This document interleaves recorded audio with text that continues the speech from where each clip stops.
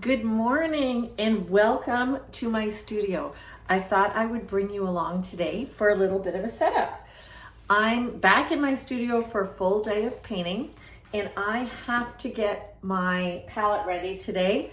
I love Fresh Palette Day. I use this wonderful thing called a Masterson Stay Wet palette. It has this great special paper that you soak and it is really sturdy. You can actually wash it off and use it again. It has a foam in it that is fits the palette, and you soak that as well. You let that to be wet. So this is all wet. There's a wonderful lid somewhere on the other side of my studio that fits on top, and it creates a vacuum seal. So once I put together my palette and I use it, it stays wet. That's the name. So today, I was just about to put it together. So you can see I already started a little bit of blue, and I thought, well, maybe this is something that you guys would like to come along and see. I will film putting together my palette for you. And if you have any questions, let me know below. If you notice any brands that you're interested in and want to know about them, let me know below. I have a great little storage system for my papers and my paint. I'll kind of show you around. I'll show you around a setup. So come along while I set up my palette. This is my drawer full of paint. I have a lovely IKEA system with shallow drawers that I have all of my paint in. I'll try to give you a better look. You know, they're all organized right now, but don't think it stays that way. I actually just did that last week in prep for vacation. I kind of wanted to leave it all clean, but I fill the drawers underneath in this system with all my reference photos, things like that. Here, I'll let you have a look. So this is a system that was by IKEA, and here is just all my storage. And you're getting it real, guys. You're getting it real. I did not tidy up to do this video. So all my paint is in these drawers. This is the handiest little thing. I'll do a little video on that, how to use this to get all the paint out of your paint tubes. And I use a variety of products. Golden is my favorite. However, I do use an Amsterdam kind of really a little bit more fluid paint. It gives me some slipperiness that I need with certain images or with certain paint colors. So liquid, and then I have, I believe I have Liquitex. I use their artist brand, professional artist brand. It's wonderful. So I'll set back up and show you how I load up my palette.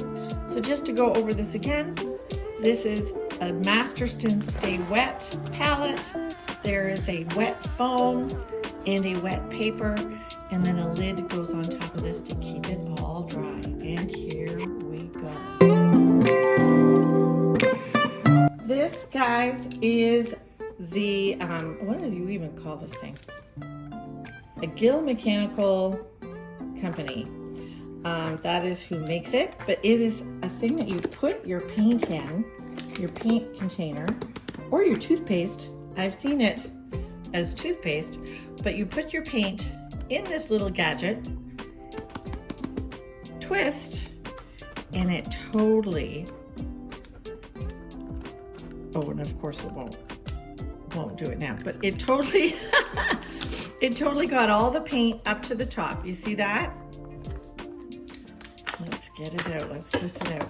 So do you see how it got all the paint up to the top? And then I can give it a squeeze and get the very last. Paint's expensive, so you got to get it all out. There you go. And then I'll toss this and move on.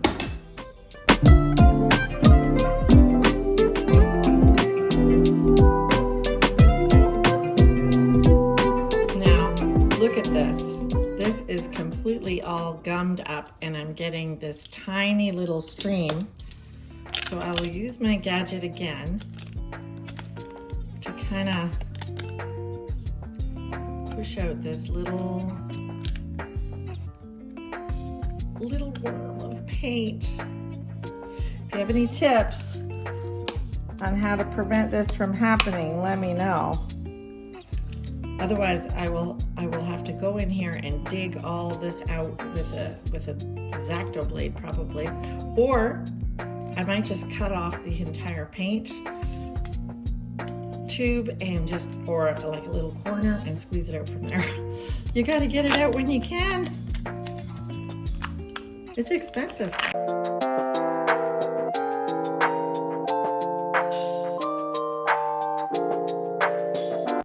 So you can see that I kind of tried to keep colors together, but there really is no rhyme nor reason.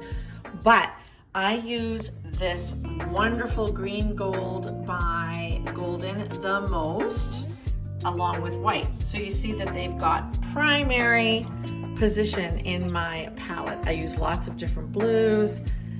I think I've got all the colors that I use in my palette on here right now, but what will happen if I've missed something, I will go for it and it'll be gone and it won't be there, and I will realize, oops, I forgot to put that on the palette.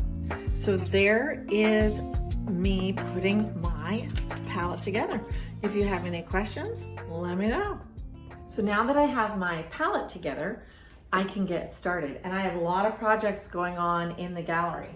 I have commissions to do. I have square foot paintings to finish. I have prints to embellish. And I have some big originals to paint and complete. I am working on getting ready for the fall. I have about 4 galleries that carry my work, and they always like to have a refresh in fall time towards the Christmas season. So I'm working on getting them a body of work each. Now, they are across the country. So I have Kelowna, I have Hamilton Gallery, I have Avon's Gallery in Canmore, Alberta, and Kelowna is in BC, and I have a Paula White Diamond in Waterloo, and I have Cloud Gallery in Aurelia, and my own gallery, Crown and Press, in Hamilton. Each one is very interesting in that they sell a different category almost of my work. They sell in Canmore, if I paint mountain scenes, that's what they want.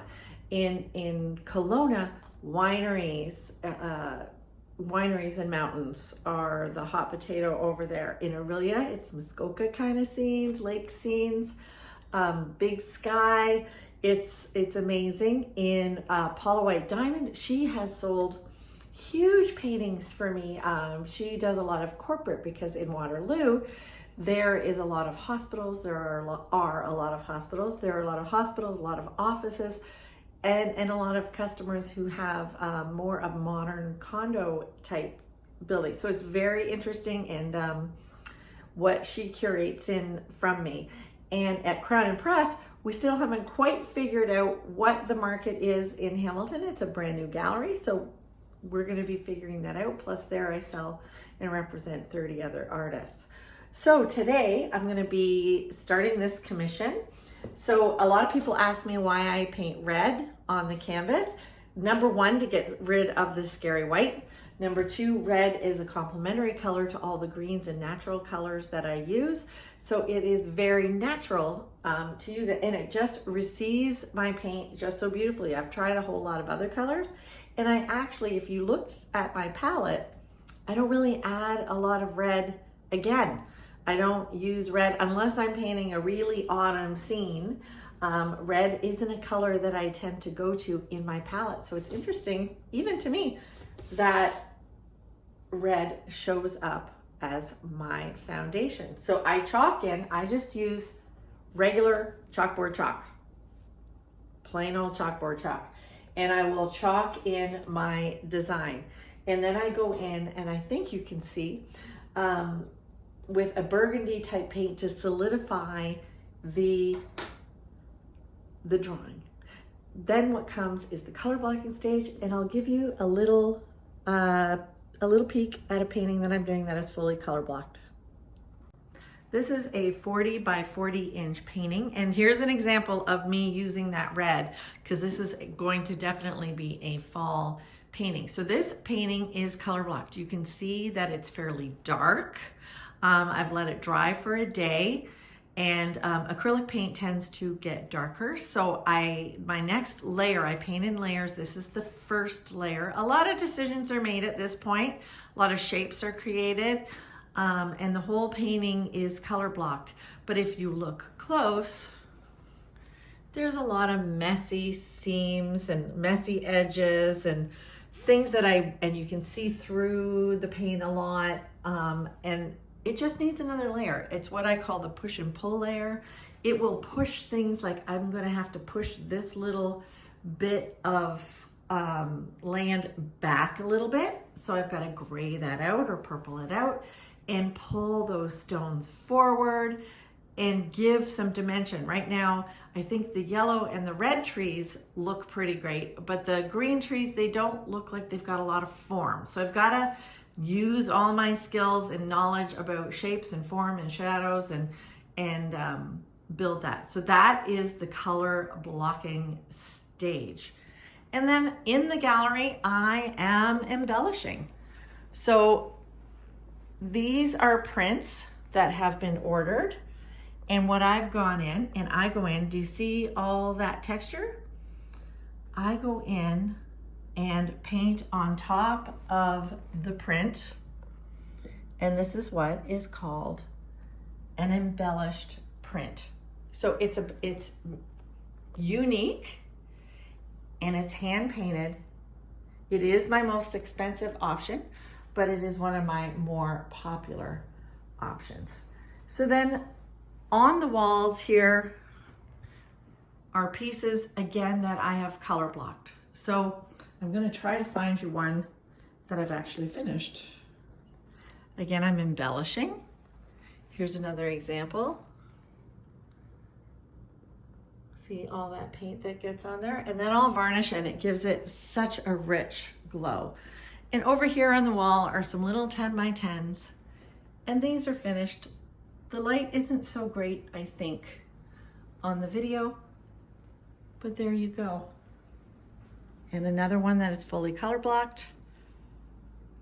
But the exciting part comes next. And with a fresh palette, that's when I like to do this. So give you a little sneak peek of my garden. This is my view out my door. Spin around. Look at this hot mess. But I love it in here. That's where I watch my YouTube. I watch a lot of gardening shows on that. Somebody asked me last night, what do I listen to? Do I listen to a lot of music? I actually don't. I actually listen to a lot of YouTube and learn things, and yeah, mostly about gardening. So there you go. Start and finish with the palette. Thanks for watching. Subscribe for more and let me know what kind of content you would like to see. Have a great day.